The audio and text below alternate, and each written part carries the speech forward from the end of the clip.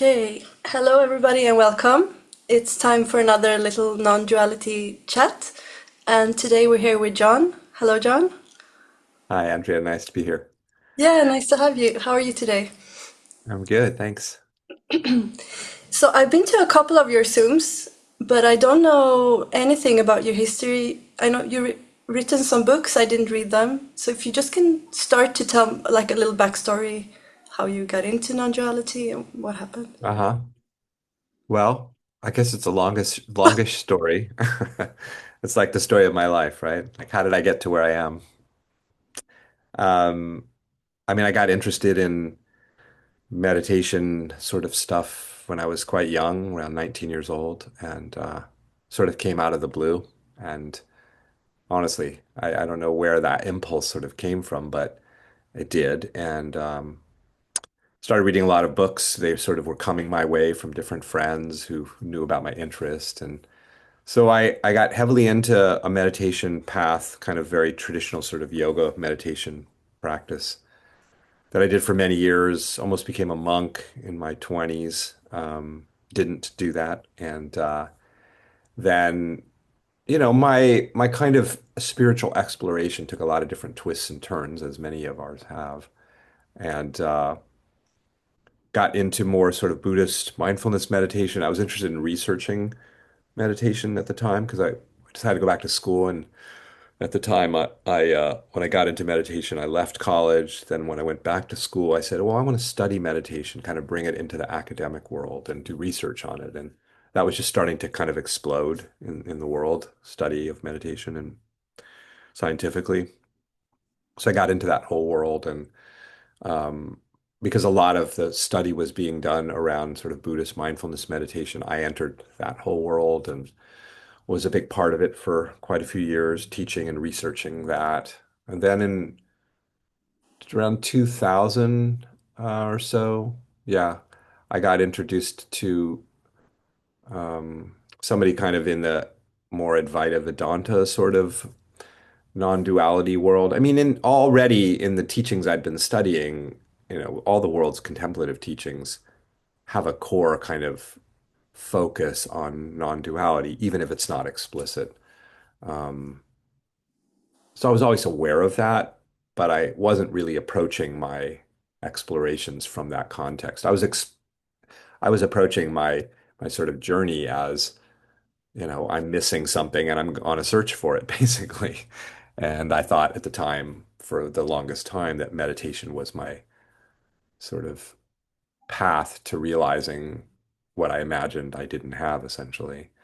And I gave that different names, um, but when I got introduced to this teacher for a brief period of time, um, I was I was on a retreat with the teacher and uh, basically had a moment of I don't know, dumb luck or grace or whatever you want to call it, where I just realized that, what I'd been looking for all these many, many years, I'd been at it for a couple of decades.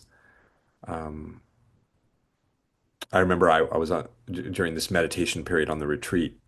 I had this feeling of this very strong sense of, I just described it as like a presence. It felt very, I don't know, felt very divine somehow. It was like, it felt very close, this sense of presence, and it was very powerful. And I was like, wow, just kind of sitting there meditating. And then all of a sudden there was this understanding, like it just happened in a second that, oh, the reason it felt so close was that it's what I was. I was presence itself. I was the very thing I'd been searching for. My being was the very thing I'd been searching for. My being was, my existence was the existence of life itself. And that was a shocking thing to see. It was a shocking thing to see in the context of imagining. I say sometimes it's like imagining you're spending your whole life like looking for your left arm, and one day you just wake up and you go, "Oh my God, my left arm's been here the whole time." That's what it felt like. But it was very, yeah, I knew my world was never going to be the same, and my approach to meditation was never going to be the same. I knew that in that moment. And Did you keep meditating afterwards? yeah, it's funny because I was still involved in the whole world of researching meditation and mindfulness at the time. I was like, well, I know something's got to change as far as how I approach it. I mean, because in the meditation worlds that I was in, there was a lot of emphasis on awareness and cultivating awareness and becoming more aware and more mindful. And what I saw in that particular retreat was, oh my God, like awareness itself is, I was still framing it in the kind of awareness terms back then, not so much now, but which is something we can talk about. But at that time, it was this feeling of like, oh my God, like awareness is already here. Like it's just naturally present. It's the moment is awake, essentially. I don't have to do something to make the moment awake. This is awake. Reality is awake. And so I said, well, how am I going to translate that into teaching meditation? And so I kind of took the kind of mindfulness world and turned it upside down on its head a little bit in my work and my research. And I would use terms like natural mindfulness or natural awareness and talk about how rather than looking at it as a way of like cultivating more awareness, like building a muscle, like people would even call it like building the mindfulness muscle. The more you practice, the more aware you become, essentially. I started talking about it like, no, it's the meditation is just about discovering what's already here, essentially. So that was a kind of my transition into the world of kind of more effortless recognition of what's already here rather than, oh, I'm trying to find something that I don't have. I'm trying to develop something that I don't yet have. And so, yeah, that started to inform the way I approached meditation and my teaching and my research also. And coming out of that discovery back in the early 2000s, I felt inspired. I think I don't know. I think I was wired to teach. Like I teach graduate students in psychology too, which I'll share more about if you'd like. But at some point, as it relates to non-duality, but I don't know. I think I was just wired to teach. It's very. I have a urge, a desire to write and to share that I can't explain where it comes from, but I just do. And so the first manifestation of that was that I wrote a book coming out of those experiences I had in the early 2000s, called Too Intimate for Words. And I felt like this, yeah, I just felt like I just, it's like seeing, it's like say it's like, a little kid. I have a daughter and when she was very little, she would see something that would like light her up and she'd be amazed by it. And this natural instinct she had to say, look, daddy, and like, look at this. And I feel a little bit that way sometimes. It's like you see something that strikes you and so I felt this impulse to say, "Hey, look, look at this amazing reality that you are." And that really prompted my writing back then. Do you And then I feel wrote another. do you I'm feel like sorry. you Go can ahead. do you feel like you can make someone else see it? Like, is it possible to? Um, I don't know if I would put it that way, but um, I mean, I know from my own experience that the words of other people, the teachings of other people in my life have been catalyzing in my experience, like pointing me to something that I wasn't recognizing.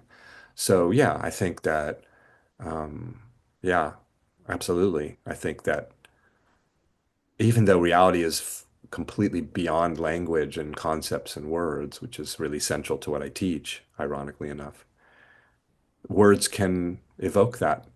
They can play a role in evoking that recognition and that understanding. Absolutely. I've seen it happen many times in my own life and other people's lives.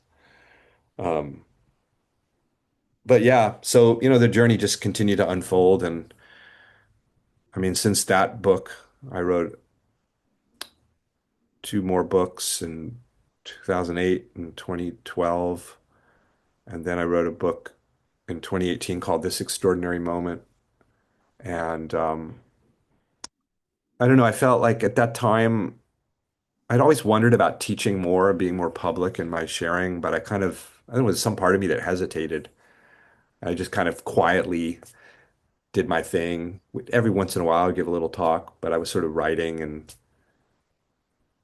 whatever. The small number of people that were probably reading what I was writing. And but when I wrote the book in 2018, I had this feeling like, I don't know, I think it's time to like just be a little bit more public and share more. And At the time, right after that, actually, when a book came out, I did my first retreat, led my first retreat, and then COVID hit. And of course, you couldn't be with other people in person. And there was this thirst, that hunger that people had to do things online, of course, at the time. And so I started a Zoom meeting right at the beginning of COVID, just like I call it experiential inquiry and just exploring the nature of reality. And started those meetings in June of 2020 and still doing them every Sunday. And that's been, yeah, it's been a wonderful process. And since then, wrote another book called In Every Wave, The Entirety of the Sea. And I'm just finishing work on another book now. So called Everything is the Doorway. So yeah, somehow I keep finding ways to talk about what is impossible to talk about. I don't know how that works, but I seem to be seems to be my one obsession is finding Mhm. ways to finding ways to communicate about this that um, yeah, that can somehow touch a chord and yeah, help people in whatever way is possible to recognize what's never actually been missing. Do you feel like your communication has changed over those years, or like? Yeah, I think so. Yeah, there's always been this thread from the very beginning of my writing, and you see it in the title of the first book, Too Intimate for Words, that this kind of recognition that reality can't be conceived, like that's what's fundamental about it, is it's beyond the reach of concepts, beyond the reach of language, that it transcends all ideas, all ways that we might seemingly interpret it or resolve what it is. And that theme really ran through the books, even though I wasn't maybe emphasizing it completely. But over time, that's become kind of my central emphasis is in the context of other spiritual teachings out in the world, what I'm talking about could be understood in a Buddhist context as I'm talking about emptiness. I don't really use that word very much because I think it's misleading as a word. But emptiness in the Buddhist tradition, they talk about how um, there's a I think that I'm not a Buddhist, but or any sort of Buddhist scholar, but somewhere in one of the sutras it says all dharmas are empty of self nature. And my understanding of what that means is that you look at any phenomena, not just the self, which often gets emphasized in non-duality, but any phenomena that we're perceiving.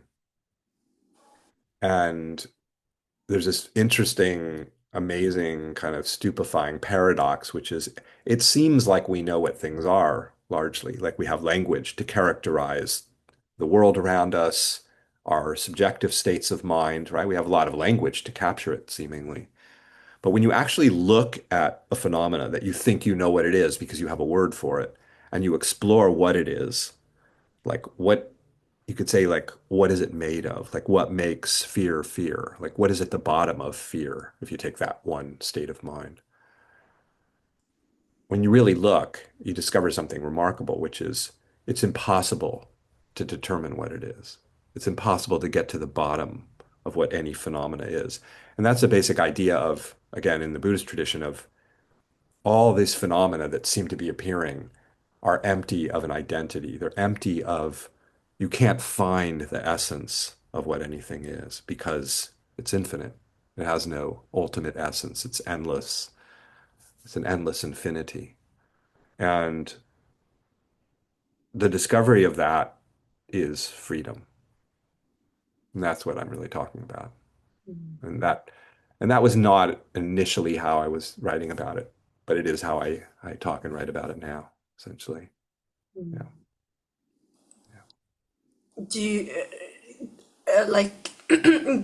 Do you feel that sense? Oh, it's so hard to ask the questions, but are you in that feeling of freedom continuously? Like,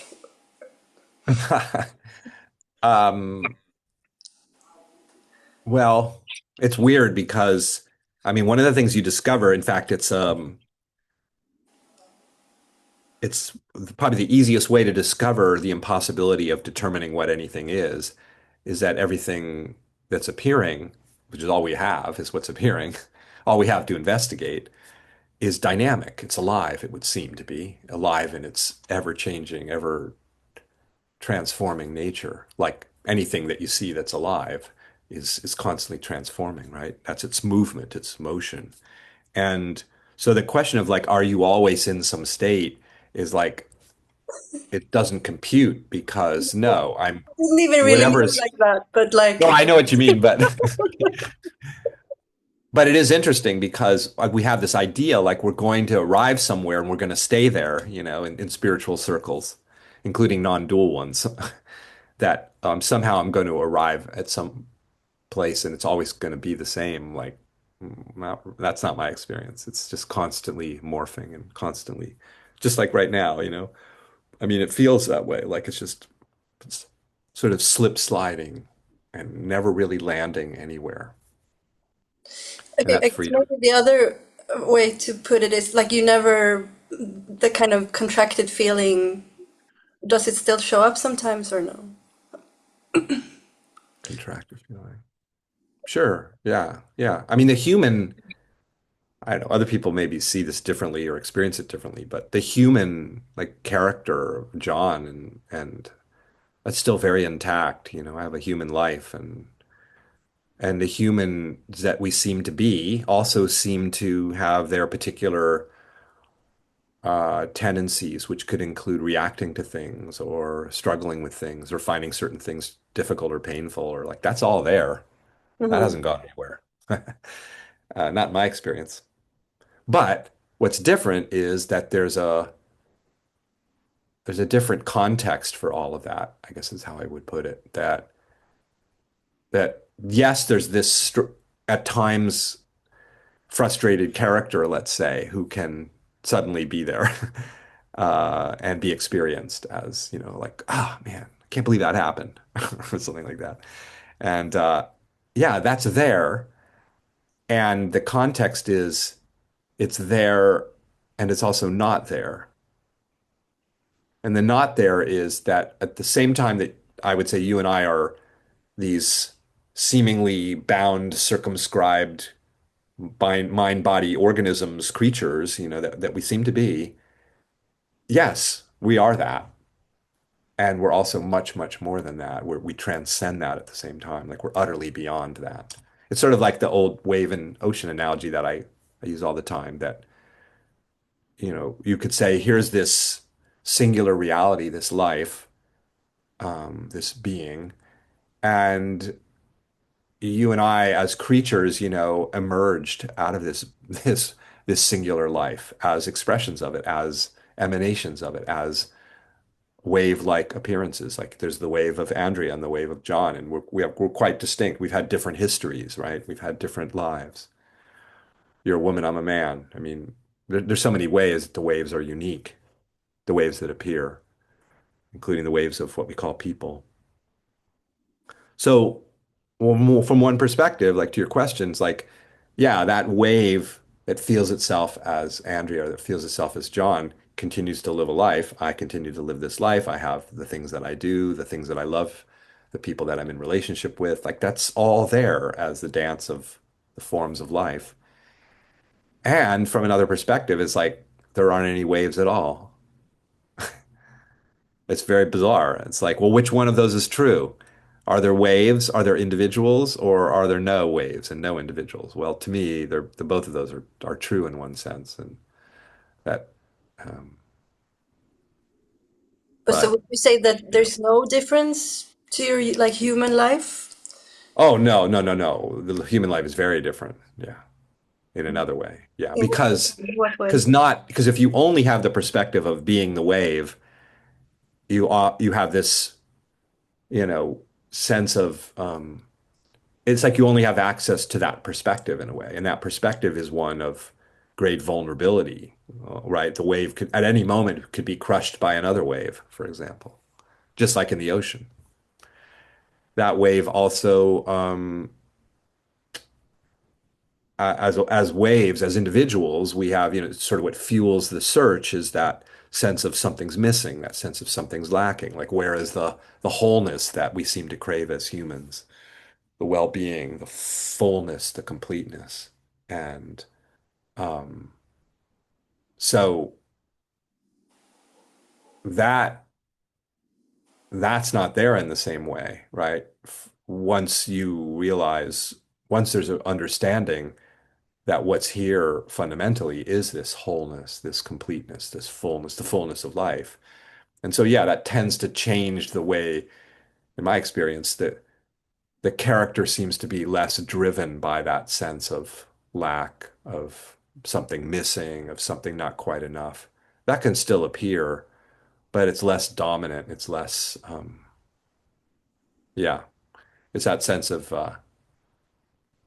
someone was saying on one of my meetings recently, like, she goes, I don't know what it is, but I just have this sense, when I ever come to these Zoom meetings, like, I don't know, like all is well somehow. Like it's just all is well. And like there's a sense of being home. And I said, yeah, that's right. Because in fact, ended up exploring it the next week, this sense of being home and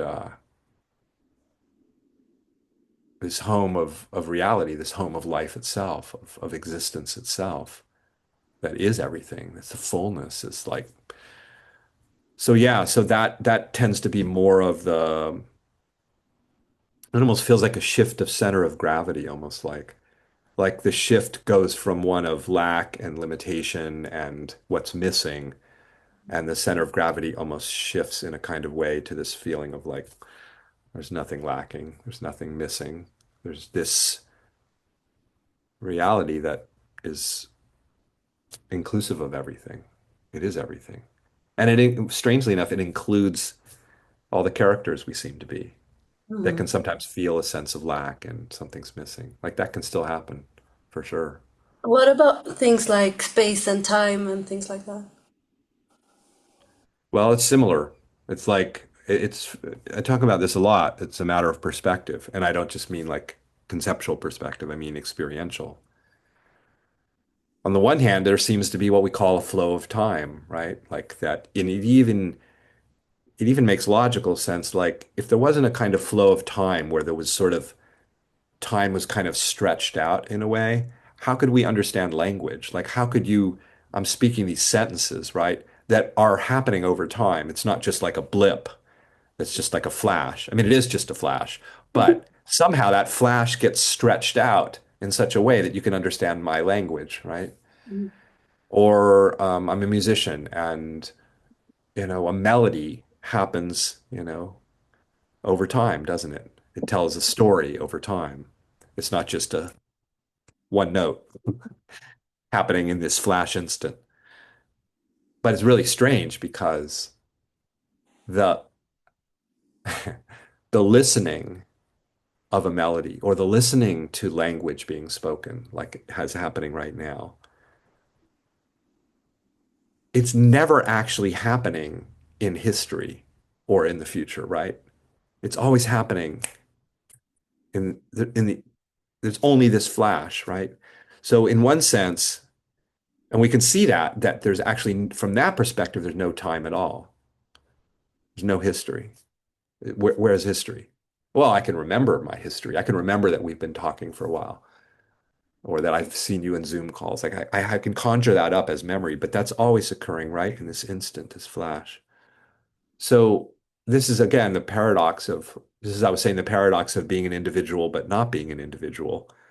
There's the paradox of the flow of time, but from another perspective, there's no time at all. There's no findable past, there's no findable future, and even what we call the present moment can't be found either, because exactly how long is the present moment here for? It's gone instantaneously. It's ungraspable. You can't like, there it is, the present moment. It has to be stretched out a little bit for it to be here, right? And it's not stretched at all. It's just this immediacy.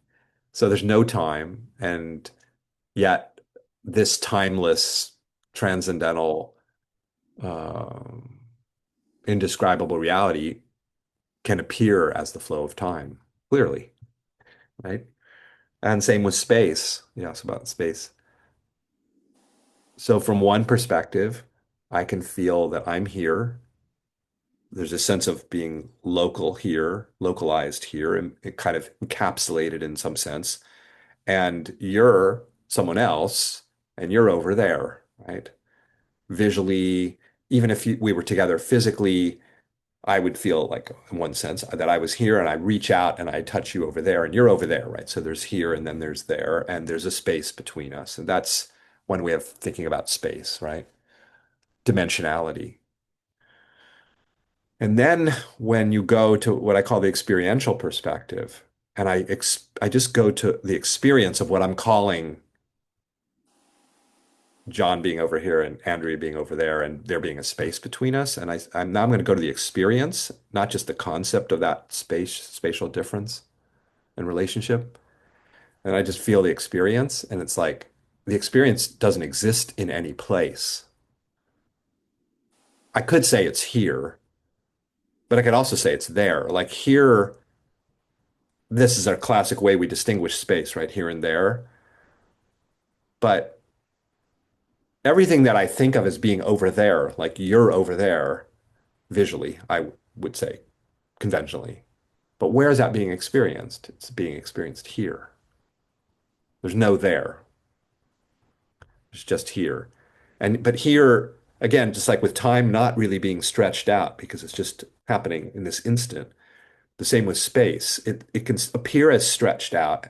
Like there's the world of space, right? The vast universe of space. But really, experientially, it's like a pointless point. There's no here, there's no there. I mean, I can't say it's so bizarre, because it's like, where is the moment? If I ask you, where is the moment happening? What would you say? That's a good question. And where is it happening? Like, oh, would you say it's happening here? But then if you were to say that, what is here? Like where is it? As opposed to what? As opposed to some place that's not here? What would that be? And that's just an abstraction. You say, oh, no, no, no, it's not here. It's over there. Really? Well, okay, you'll never find, this is what's so wild. You'll never find over there. Because the minute you find it and you think you've located there, you've located it here. So the space, it's spaceless in a way, it's dimensionless, and yet that appears as space and dimension. And has it been like that since the first shift, or has it changed how you experience that? You know what's interesting, and there's a lot, as I'm sure you're aware, of discussion in kind of spiritual non-dual circles about like people's awakening experiences and their shifts. And I almost never talk. I mean, you asked me for some history, so I shared it with you a little bit. But I tend to not be inclined to talk very much about like some shift that occurred like now 25 years ago. I mean, for one thing, it's an abstraction because it's not here right now. It's memory, right? And memory of many years ago. And also, I feel like